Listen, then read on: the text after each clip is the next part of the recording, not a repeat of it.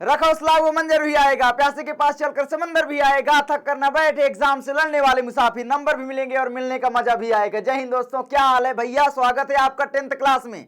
आपको मैं यहां पर लाया हूं यूपी बोर्ड का वायरल पेपर। ऐसा ही पेपर 2024 बोर्ड एग्जाम में देखने को मिलेगा, तो आप लोग यहां पर देख सकते हो। 2023 का है, वैसे तो मैं इसका पूरा सॉल्यूशन तुमको प्रोवाइड करूंगा, एक भी टेंशन नहीं लेना है।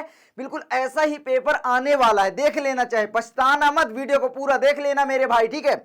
चलो एक एक करके सॉल्व करते हैं पूरा सॉल्यूशन।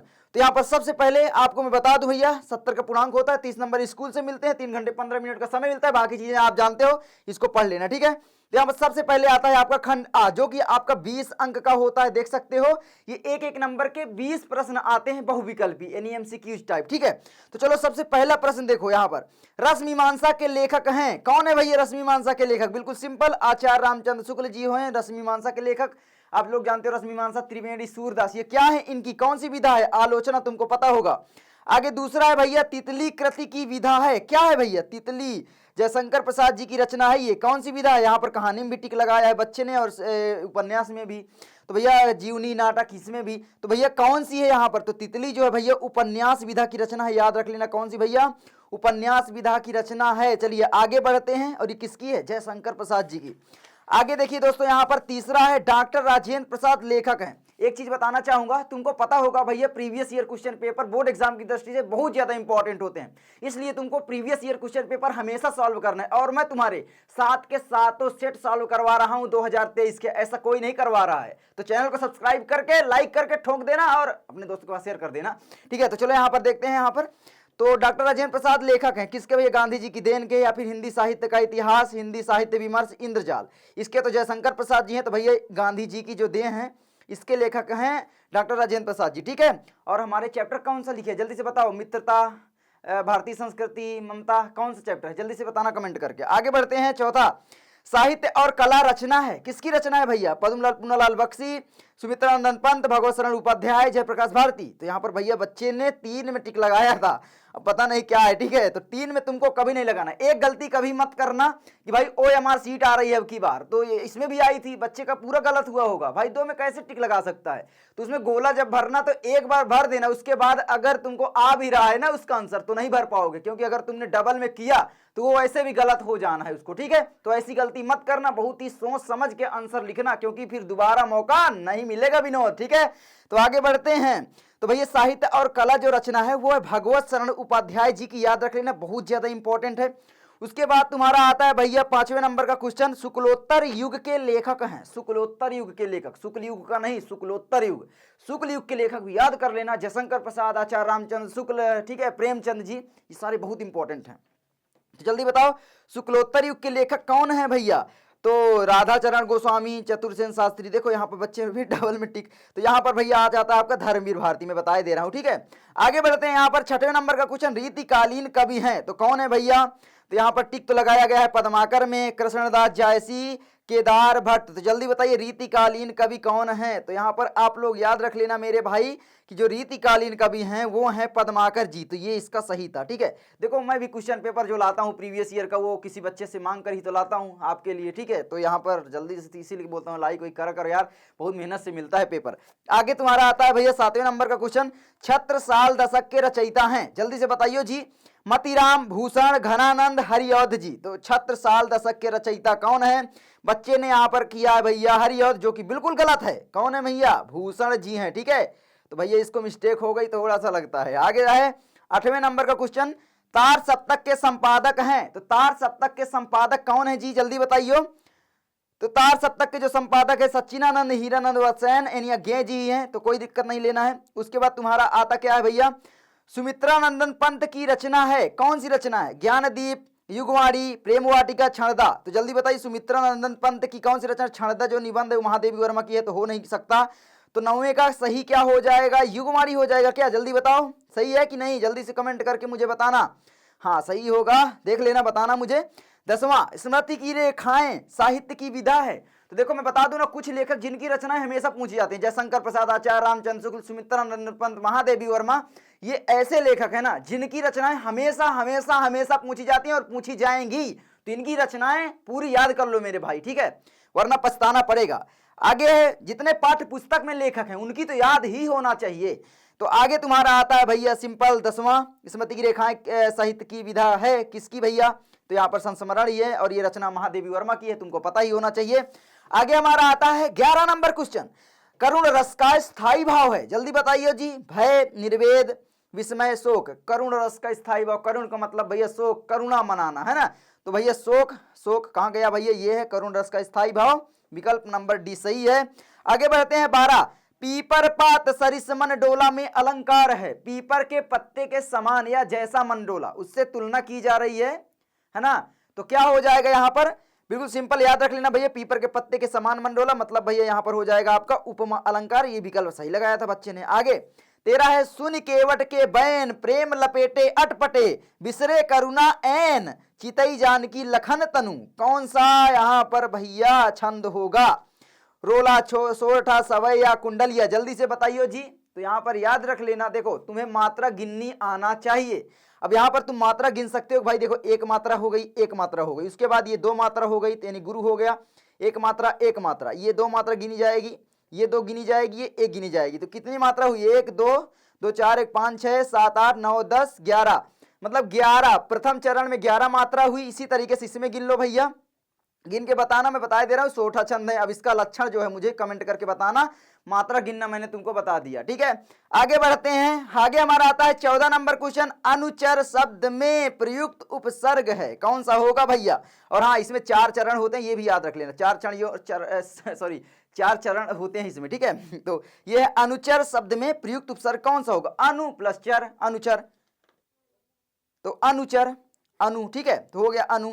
आगे आपका आता है प्रत्यय के प्रकार हैं भैया, 2 कृत प्रत्यय, तद्धित प्रत्यय, जो कि अब की बार कट कर दिया गया, आएगा नहीं वैसे, तो देख लेना 2 प्रत्यय होते हैं, आ भी सकता है, यूपी बोर्ड है भैया, कुछ कहा नहीं जा सकता, मैंने तुमको बताया है हमेशा से यूपी बोर्ड में कभी भरोसा मत करना, कुछ भी कहीं भी चेप दिया जाता है, इसलिए प्रीवियस ईयर क्वेश्चन पेपर के जितने भी बहुविकल्पी प्रश्न है उनको छाप लेना, तैयार कर लेना, क्योंकि भैया ये मत सोचना कि ये सिलेबस में नहीं है, नहीं आएगा भाई, यूपी बोर्ड है, समझ रहे हो ना विनोद, हाँ समझ रहे हो, क्योंकि मैंने देखा है ऐसा, बहुत बार पाया है, हर साल हर पेपर में पा जाता हूं, ठीक है। 16 है आपका, वेद पुराण में समास है, तो जल्दी बताइए जी, वेद पुराण में कौन सा समास होगा, यहाँ पर दिगु बहुब्री द्वंद्व तत्पुरुष, जल्दी बताइए जी क्या होगा, तो वेद और ये चिन्ह लगा है पुराण, यानी द्वंद्व समास, ये बच्चे ने सही लगाया था क्या। और जो दिगु का मतलब होता है वो संख्या आना चाहिए, तो संख्या तो यहाँ पर आ नहीं रहा है, जैसे कि चौराहा, तिराहा, ठीक है, पंचहार, इस तरीके से नवरत्न, तो बहुत सारे हो जाते हैं, है ना, सदानंद, और क्या है, रावण के लिए क्या प्रयोग किया जाता है, जो उसके भुजाएं थी उसके नाम से बोला जाता है, लिस्ट कमेंट कर देना, ठीक है। तो ये है, आगे यहाँ पर आता है भैया 17 नंबर क्वेश्चन, प्रमोद शब्द का तत्सम रूप है, प्रमोद, प्रमोद, ठीक है, हो गया सिंपल, ठीक है, कहाँ गया भैया प्रमोद, तो ये सही है। आगे हमारा आता है भैया 18 नंबर क्वेश्चन, देख सकते हो कि भैया इत्यादि में संधि है, कौन सी संधि होगी, इति धन आदि, इति धन आदि, तो यहाँ पर कौन सी संधि हो जाएगी, यण या गुण वृद्धि, अब की बार वैसे ये कट कर दिया गया है, ठीक है, तो जल्दी से बताइए जी क्या हो जाएगा, फिर भी मैं बता दे रहा हूं, तैयार कर लेना, यही ज्यादा पूछा जाता है इत्यादि वाला, ठीक है। तो 18 नंबर का जो सही विकल्प होगा वो क्या होगा मेरे भाई, जल्दी से बताइए, तो यहाँ पर आपका हो जाएगा यण संधि, ठीक है, क्या हो जाएगा, यण संधि हो जाएगा। आगे है आपको 19 नंबर, फलेन शब्द का वचन एवं विभक्ति है, देखो भाई मुझे पल्ले कभी नहीं पढ़ाइए, तो वैसे मैं बता दे रहा हूँ क्या हो जाएगा, इसका सही विकल्प क्या, डी सही है यहाँ पर, तो भैया यहाँ पर आप याद रख लेना कि भाई डी विकल्प बिल्कुल सही है, बच्चे को आ रहा था। आगे आपका 20वें नंबर क्वेश्चन, अपठम धातु का वचन एवं पुरुष है, जल्दी से बताइए जी क्या हो जाएगा, तो यहाँ पर याद रख लेना भैया एक वचन उत्तम पुरुष हो जाएगा। तो बस ये सॉल्व हो गया, ये तो 20 नंबर तुम्हारे क्लियर हो जाएंगे, बहुत ही सरल, मैं बता दूंगा, पूरे आ जाएंगे, मैं जानता हूं, है ना, बताऊंगा लास्ट में, बने रहना चैनल से, बिल्कुल लास्ट में बताता हूं, और वो आते हैं, और पीडीएफ प्रोवाइड करता हूं, पता है कि नहीं, पिछले साल के बच्चों से पूछ लेना कि विकास भैया ने कितनी मदद की थी, रातों रात जग के तुम्हारे लिए कंटेंट बनाया था और वही आया था, ठीक है। तो बस चलो, अब यहाँ पर सबसे ट्रिकी सवाल आता है, तो यहाँ पर मैं थोड़ा सा जूम कर लूँ क्या, और नीचे कर लेता हूँ, हाँ, तो यहाँ पर बताओ जल्दी से, खंड ब में वर्णनात्मक प्रश्न 50 नंबर के आते हैं। अब भैया इसकी स्ट्रेटजी क्या होनी चाहिए, कैसे तैयार करें भैया कि पूरा तैयार कर लें, तो बिल्कुल सिंपल तरीका मैं तुमको बताऊंगा, बिल्कुल भी डरना नहीं है बच्चे, यार तुम डर जाते हो, बिल्कुल भी नहीं डरना, बस सॉल्व है तुम्हारा, ठीक है। चलो देखो यहाँ पर, ठीक है, सबसे पहले निम्नलिखित गद्यांश पर आधारित 3 प्रश्नों के उत्तर दीजिए, फ्लो में कुछ गलती निकल जाता है कभी कभी, तो यहाँ पर सबसे पहले इसको पढ़ो, ध्यान से पढ़ना है तुमको, बिल्कुल ध्यान से, ठीक है। मित्रता के लिए यह आवश्यक नहीं है। सबसे पहले मित्रता, मित्रता भैया चैप्टर का नाम तो हमको पता हो गया, ठीक है। अब इसके लेखक तुमको पता होना चाहिए, कौन है? आचार्य रामचंद्र शुक्ल जी। तो बस प्रस्तुत अवतरण के पाठ एवं लेखक का नाम लिख दो भैया। 2 नंबर तुम्हारा यहाँ पर फिक्स हो गया। फिक्स हुआ जी? हाँ फिक्स हुआ, हुआ ना? हुआ विनोद? हुआ हुआ हुआ। पुष्पा झुकेगा नहीं साला, करके आएगा, पूरा फोड़ के आएगा, ठीक है। तो चलो यहाँ पर तो देखो पूरा आ गया तुम्हारा 2 नंबर फिक्स। अरे यार संदर्भ लिखने के लिए आता है, बिल्कुल वही चेप देना है हर जगह। प्रस्तुत गद्यांश हमारी पाठ्य पुस्तक हिंदी के गद्य खंड में संकलित मित्रता नामक निबंध से अवतरित है। इसके लेखक आचार्य रामचंद्र शुक्ल है। बस 2 नंबर फिक्स। और यहाँ तो भैया पाठ का नाम ही पूछा है, तो पाठ का नाम लिख दो, पाठ का नाम, ठीक है, मित्रता इसी में दिया है। और लेखक का नाम लिख दो, लेखक का नाम आचार्य रामचंद्र शुक्ल। अगर लेखक का नाम नहीं पता तो पाठ का नाम ही लिख के आना, लेकिन लिख के आना, ठीक है, छोड़ के मत आना, क्योंकि यहीं पर 1 नंबर दे दिया है तो 2 में से 1 मिल जाता। आगे तुम्हारा रेखांकित अंश की व्याख्या कीजिए भैया। बना बनाकर 2 लाइन में है तो 4 लाइन कर दो, 100% मिल जाएगा भैया। क्या है? मित्रता के लिए आवश्यक नहीं है कि 2 मित्र एक ही प्रकार के कार्य करते हो या एक ही रुचि के हो। तो यहाँ पर बस सिंपल लिख दो कि भाई लेखक का कहना है, आचार्य रामचंद्र शुक्ल जी का कहना है, ठीक है, कि मित्रता के लिए एक प्रकृति, एक नेचर, एक स्वभाव होना जरूरी नहीं है। अलग अलग नेचर वाले यानी प्रकृति वाले लोगों में भी मित्रता हो सकती है। जैसे मैं क्या बताऊं, हमारा भी ऐसा ही मित्र है कुछ, ठीक है। तो इस तरीके से आप एग्जाम्पल दे सकते हो भाई। देखो राम और लक्ष्मण दोनों अलग अलग स्वभाव के थे, लेकिन उनके बीच मित्रता थी। भाई तो थे लेकिन मित्रता भी थी भैया। आजकल नहीं चल पाता किसी भाई भाई का, लेकिन वहां पर देखो लक्ष्मण कितने उग्र स्वभाव के थे और राम बिल्कुल शांत स्वभाव के, लेकिन उनके बीच फिर भी मित्रता थी। वही एग्जाम्पल यहाँ पर चेप दो, सिंपल बन गया भैया, ठीक है। आगे यहाँ पर देखो, आगे तुम्हारा क्या आतो जी, तो यहाँ पर ये हो गया 2 नंबर तुम्हारा फिक्स हो गया। देखो मैंने व्याख्या भी तुम्हारा बता दिया। और क्या होता है? इसी प्रकार प्रकृति और आचरण की समानता भी आवश्यक नहीं है ना। 2 भिन्न प्रकृति के मनुष्य के बीच प्रीति और मित्रता रही है, यही मैंने बता दिया पूरा। उसके बाद तुम्हारा आगे आता है तीसरा, प्रस्तुत गद्यांश में लेखक का क्या कहना चाहता है। तो लेखक क्या कहना चाहते हैं भाई गद्यांश में? प्रस्तुत गद्यांश में लेखक कहना चाहते हैं कि भाई मित्रता करने के लिए एक ही प्रकृति होना जरूरी नहीं है, अलग अलग स्वभाव के लोगों के बीच भी मित्रता हो सकती है। सिंपल सा हो गया। 6 नंबर तुम्हारा यहाँ पर 2 2 2 6 नंबर फिक्स हो गया। गारंटेड, कटेगा नहीं। देखो कितना सरल है। मैं तुम्हारा डर भगाना चाहता हूं मेरे भाई, डर, क्योंकि बच्चा डरता है कि भैया आएगा नहीं, और तुम्हारा विकास भैया इसी काम में लगा है कि डर तुम्हारा खत्म हो जाए किसी तरीके से। उसके बाद बस भैया तुम कर लोगे, मुझे बहुत खुशी होगी, ठीक है। तो ये हो गया तुम्हारा। उसके बाद आता है भैया अथवा, अथवा में भी भैया आ जाता है। तो दोनों में से कोई एक ही करना है, तो भाई कोई ना कोई आता ही रहेगा। तुमको थोड़ा सा बुक वगैरह पढ़ते हो कि नहीं? पढ़ना, 10 मिनट लगेगा, ठीक है। ओ भाई गई लाइट, हो गया। देख रहे हो विनोद कितना कठिनाई होती है वीडियो बनाने में। भाई देखो मैं तुमको मजाक में विनोद बोल देता हूँ, क्योंकि एक समय ये विनोद बहुत फेमस था, ठीक है, तो बुरा मत माना करना। तो विनोद लाइट चली गई थी मेरे भाई, तो देखो इन्वर्टर चार्ज नहीं है क्योंकि 1 दिन से लाइट आ नहीं रही है, लेकिन हम फिर भी कॉपी में तुमको बताएंगे क्या दिक्कत है, ठीक है। तो देखो यहाँ पर उसके बाद हमारा आता है भैया अजंता। देखो यहाँ पर भी चैप्टर आ गया भैया, भगवत शरण उपाध्याय जी का है। लिख दो भैया इसके लेखक और पाठ का नाम। रेखांकित अंश की व्याख्या 3 लाइन में 4 लाइन में मार दो बस, ठीक है। अजंता का यहीं पे आंसर मिल जाएगा। पढ़ के मुझे बताना जल्दी से आंसर। भाई तुम्हारा डर खत्म हुआ कि नहीं ये बताओ? खत्म होगा यार ना। उसके बाद तुम्हारा दूसरा आता है भैया पद्यांश का कैसे करें। पद्यांश यानी काव्य का कैसे संदर्भ व्याख्या करें भैया, हमें समझ में नहीं आती। बिल्कुल सिंपल तरीका मैं तुमको बताने जा रहा हूं। आज के बाद तुम्हारा डर खत्म हो जाएगा पूरी तरीके से, गारंटेड, ठीक है। कैसे? चलो देखो यहाँ पर सबसे पहले यहाँ पर पढ़ो ध्यान से। सबसे पहले पढ़ो, निर्गुण कौन देश कौ वासी, मधुकर कई समुझाई सौहद, बूझति साच नहासी, को है जनक कौन है जननी, कौन नारी को दासी, कैसे बरन भेष है कैसों की ही रसमय अभिलाषी, पावे गो पुनि कियो आपनो जौर करे गो गासी। तो भैया देखो सबसे पहले सुनत मौन है रहे बावरो, सूर सबय मतिनासी। भैया सूर का मतलब हो गया हमारे का सूरदास, पता हो गया ना, सूरदास हो गया। सिंपल पता हो गया जी, हाँ पता हो गया। तो बस सूरदास जी ने क्या लिखा है भैया? पद लिखा है। अब पद किस रचना से इनके आई है भैया? सूर सागर से आई है। देखो 2 नंबर फिक्स करवा दिया। इसी तरीके से तुमको सोचना सीखना है, ठीक है। सबसे पहले देखो पढ़ो, फिर उसके बाद उसके लेखक का नाम पता लगाओ, फिर उसका शीर्षक तुम्हें दिमाग में ऑटोमेटिक क्लिक करेगा। उसके बाद और देखो थोड़ा बहुत पढ़ना पड़ेगा। अब ये नहीं है कि तुम नहीं पढ़ोगे और आ जाएगा, थोड़ा बहुत तो मेरे भाई पढ़ो ना। मैं हमेशा बोलता हूँ थोड़ा सा कॉन्टेक्स्ट होना चाहिए बस। ये मैं कभी नहीं बोलता कि इसको रटने लग जाओ, पूरा बच्चा रटने लग जाता है भाई रट लूंगा तब आएगा, नहीं, केवल तुम्हें पहचानना है। उपयुक्त गद्यांश का संदर्भ लिखिए। 2 नंबर फिक्स हो गया। प्रस्तुत पद्यांश, यहाँ पर गद्यांश मत करना, प्रस्तुत पद्यावतरण या पद्यांश या काव्य, ठीक है। हमारी पाठ्य पुस्तक हिंदी के काव्य खंड में संकलित पद नामक शीर्षक से अवतरित है। यह पद श्री सूरदास जी द्वारा रचित सूर सागर नामक रचना से लिया गया है। मतलब अपने से बनाकर कैसे भी तुम संदर्भ लिख सकते हो, मुझे बताओ जल्दी से कमेंट करके। और तुम संदर्भ किस तरीके से बना सकते हो जल्दी बताना, मैं पढ़ूंगा तुम्हारा संदर्भ, ठीक है। उसके बाद आता है भाई रेखांकित अंश की व्याख्या आपको करना है। तो व्याख्या भाई ये देखो थोड़ा सा कॉन्टेक्स्ट मालूम होना चाहिए, बस किसके ऊपर बात हो रही है। तो सूरदास जी जो है वो बात कर रहे हैं, बोल रहे हैं, लेकिन यहाँ पर किसके कॉन्टेक्स्ट में बात हो रही है। सबसे पहले एक तो हमारे हो जाते हैं निर्गुण ब्रह्म यानी कृष्ण जी, ठीक है। इनको बोला जाता है निर्गुण ब्रह्म। क्या है? निर्गुण ब्रह्म गोपियां बोलती हैं, तो निर्गुण ब्रह्म, ठीक है। अब निर्गुण ब्रह्म के बारे में यहाँ पर बोला जा रहा है, और कौन बोलती है भैया? गोपियां बोलती हैं, ठीक है। और यहाँ पर ये किससे बोलती हैं? उद्धव से।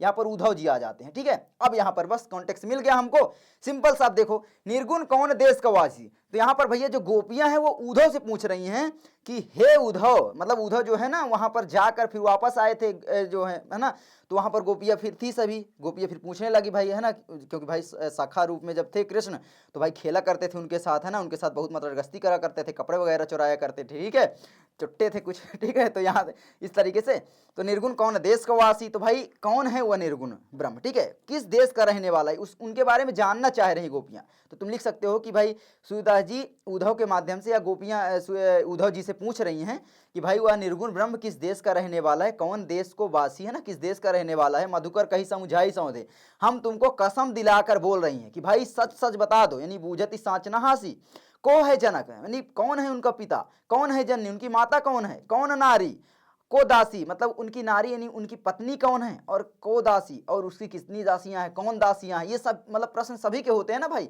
बहुत दिनों में आप किसी से पूछोगे अपने दोस्त के बारे में कि भाई क्या कर रहा है, कैसा है, क्या है ना, जब उसके बारे में कुछ नहीं पता है तब फिर क्या करोगे, तो ये है।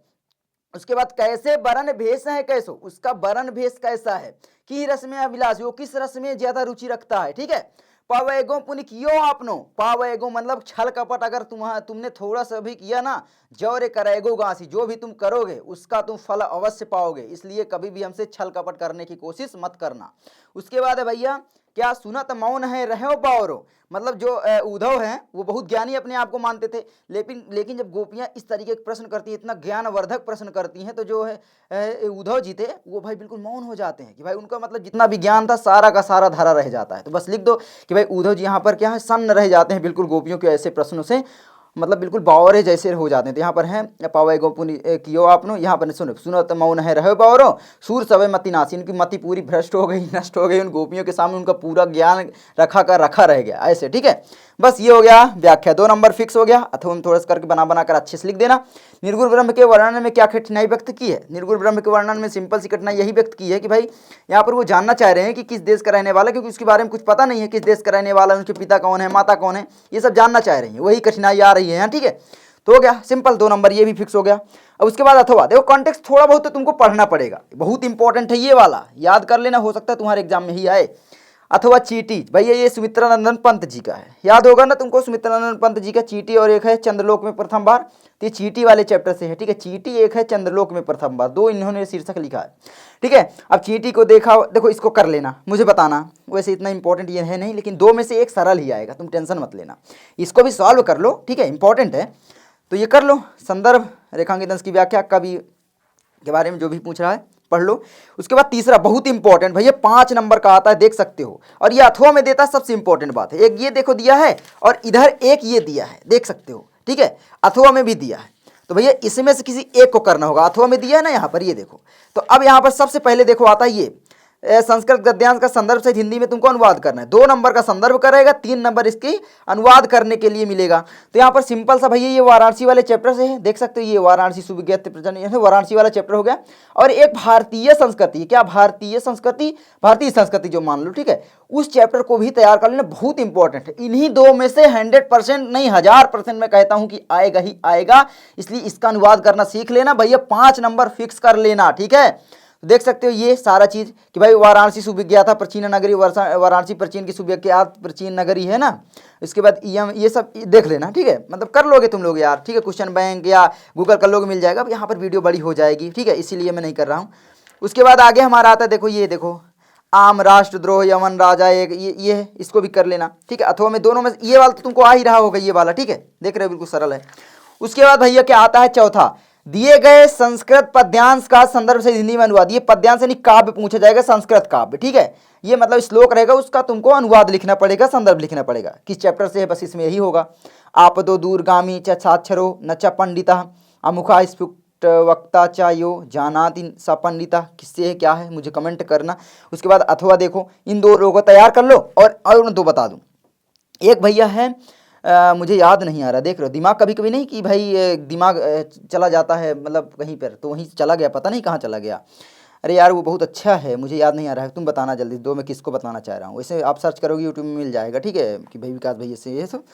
पांचवा तुम्हारा आता है यहाँ पर खंड काव्य। देखो खंड काव्य जो है ना, अब खंड काव्य जो आता है भैया, ये आता है 3 नंबर। देख सकते हो बहुत ज़्यादा इंपॉर्टेंट है मेरे भाई, बहुत ज़्यादा बहुत ज़्यादा बहुत ज़्यादा। ये आएगा ही आएगा। अपने सर से पूछ लेना कि सर हमारे यहाँ कौन सा खंड काव्य लगता है, क्योंकि हर जिले का अलग अलग होता है, कुछ भी तैयार मत कर लेना। उसके बाद तुम्हारा आता है भैया, देख सकते हो छठवां का कि भाई निम्नलिखित लेखकों में से किसी एक का लेखक का जीवन परिचय दीजिए एवं इसकी एक रचना का उल्लेख कीजिए। तो भाई जीवन परिचय तुमको लिखना है जयशंकर प्रसाद, डॉक्टर राजेंद्र प्रसाद, भगवत शरण उपाध्याय, इन दोनों को तैयार कर लो। एक तैयार कर लो जयशंकर प्रसाद जी का, जयशंकर जी का, ठीक है। गारंटेड है 5 नंबर फिक्स हो गए तुम्हारे। या जयशंकर प्रसाद यहाँ पर दिया ही है, डॉक्टर राजेंद्र प्रसाद और आचार्य रामचंद्र शुक्ल जी का तैयार कर लो, ठीक है। बस 3 तैयार कर लो, कोई भी गारंटेड है, 1000 नहीं लाख% कह रहा हूँ कि उससे बाहर कुछ नहीं आएगा, ठीक है। इतने साल का एक्सपीरियंस बता रहा हूँ, जितने क्वेश्चन पेपर मैंने आज तक देखे हैं। उसके बाद भैया तुम्हारा क्या आता है, देख सकते हो 7वें नंबर का क्वेश्चन, अपनी पाठ्य पुस्तक से कंठस्थ किया हो कोई एक श्लोक लिखना है जो इस प्रश्न पत्र में ना आया हो। हाँ मुझे याद आ गया भाई, सर्वे भवन्तु सुखिनः सर्वे सन्तु निरामयाः सर्वे भद्राणि पश्यन्तु माँ कश्चित् दुर्भाग् भवेत्। एक ये वाला है, एक पत्रम वाला है, बहुत अच्छा, बहुतरित्रणात् ऐसे करके कुछ है, देख लेना। मुझे थोड़ा कंफ्यूज कर रहा है, देखो कभी कभी होता है ना, दिमाग से चला जाता है, एकदम आउट हो जाता है, क्योंकि इतने सारा दिमाग में चीज़ें चल रही होती हैं। आप लोग वीडियो को लाइक शेयर सब्सक्राइब नहीं करते, वो भी चल रहा होता है, तो प्लीज़ सब्सक्राइब लाइक शेयर करो यार, ठीक है। तो यहाँ पर ये 4 प्रश्न हैं, तो 4 देखो 4 नंबर का पहले ये आता था, अब की बार मैं तुमको बताना चाहूँगा दोस्तों, ये 2 नंबर का आएगा, केवल 2 नंबर का। 4 प्रश्न रहेंगे जिनमें से तुमको 2 करने और इसके 2 नंबर मिलेंगे, बस सिंपल प्रश्न वैसे ही हैं, बस अंक कम कर दिया गया। अब ये अंक कहाँ गया अभी मैं आगे बताऊँगा। निम्नलिखित में से किसी एक विषय पर तुमको निबंध लिखना, 9 नंबर का आता था, लेकिन अब की बार ध्यान देना 7 नंबर का आएगा। यहाँ पर पर्यावरण प्रदूषण पर निबंध जरूर तैयार करना, जनसंख्या वृद्धि पर एक है आता है स्वदेश प्रेम, बहुत इंपॉर्टेंट है। इन 3 पर कर लो, कोई ना कोई आ जाएगा। अब देखो निबंध कभी रटना मत, ठीक है, उसका कॉन्टेक्स्ट समझो कि भाई किस कॉन्टेक्स्ट पर हो रहा है, उसके हेडिंग बस तुम अच्छे से लिखना, कम से कम 1.5-2 पेज में लिख देना, तुम्हारा 7 नंबर कहीं नहीं जाएगा, ठीक है। 2 पेज कम से कम लिखना, बस 2 पेज तुमको लिखना है निबंध, ठीक है, बना करके अच्छे से मस्त तरीके से। देखो मैं बता दूं, तुम रट कर लिखोगे तो नंबर कम मिलते हैं, क्योंकि एग्जामिनर को पता हो जाता है बच्चे ने रट लिया है, लेकिन जब तुम सोच कर बना कर लिखोगे अच्छे अपनी मधुर भाषा में, तो वो ज़्यादा अच्छा लगता है, ठीक है, मैं जानता हूँ भाई। उसके बाद देखो एक चीज़ बता दूँ, ये जो 2 नंबर गया है नहीं, 2 उधर 2 उधर जो संस्कृत उसमें, तो भाई एक चीज़ शामिल कर लेना, पत्र लेखन। क्या आता है भैया, पत्र लेखन। पत्र लेखन भैया जो आएगा 4 नंबर का आएगा, सोच सकते हो कितना इंपॉर्टेंट है। तो पत्र लेखन अच्छा चीज़ है जो शामिल किया है, मतलब हर जगह काम लगता ही लगता है। तो पत्र लेखन सीख लो, बस ये तो सीखना ही है। देखो यार रटना नहीं है ना, अपने से बनाना है, बस उसका कैसे लिखा जाता है, सेवा में श्रीमान ऐसे करके है ना, जो भी विषय है ये सब, वो बस बिल्कुल सिंपल ही होता है, विषय अपने से बनाकर लिख देना, सिंपल हो गया भाई, देख सकते हो। आई होप तुमको वीडियो अच्छी लगी होगी, तो कैसी लगी वीडियो कमेंट करके जरूर बताना। वैसे मैं बता दूं कैमरा मेरा अंधा हो चुका है सामने खड़ा है बेचारा, अब क्या करें, लाइटें नहीं आ रही है, ठीक है। तो अब मैं तुमको दिखा देता हूँ, चलो। हाँ ये देखो, देख रहे हो विनोद ऐसे अंधेला हो गया है, मतलब पूरा स्टूडियो की लाइट चली गई, क्योंकि भाई एक दिन से लाइट नहीं आ रही और इन्वर्टर समझ लो पीसी वगैरह में ख़त्म हो चुका था, है ना, ये बोर्ड वगैरह चलाने में, आपको कंटेंट बनाने में। तो भाई कैसी लगी वीडियो कमेंट करके ज़रूर बताना। वैसे इसकी लाइट तो कुछ समझ ही नहीं आ रही है, ठीक है। तो जल्दी से बताना भाई वीडियो कैसी लगी, कमेंट लाइक शेयर सब्सक्राइब सब कुछ ठोकना यार। और जिस टॉपिक पर वीडियो चाहिए कमेंट करना, मैं अगली वीडियो आपके लिए ले आऊँगा। और हाँ, सारे सब्जेक्ट का सॉल्यूशन मैं तुमको प्रोवाइड करूँगा, बिल्कुल भी टेंशन मत लेना, ठीक है। मतलब बोर्ड एग्जाम में तुम बिल्कुल फोड़ के आओगे, ये गारंटी है। तो चलो मैं मिलता हूँ तुमसे किसी नेक्स्ट वीडियो में। विनोद मतलब भाई देखो, विनोद मैं बोलता हूँ वायरल था, और मेरा मतलब थोड़ा बोलने का वो है, तो ठीक है, समझ लेना। चलो मैं मिलता हूँ तुमसे नेक्स्ट वीडियो में। मजाक बहुत हो गया, तब तक के लिए जय हिंद।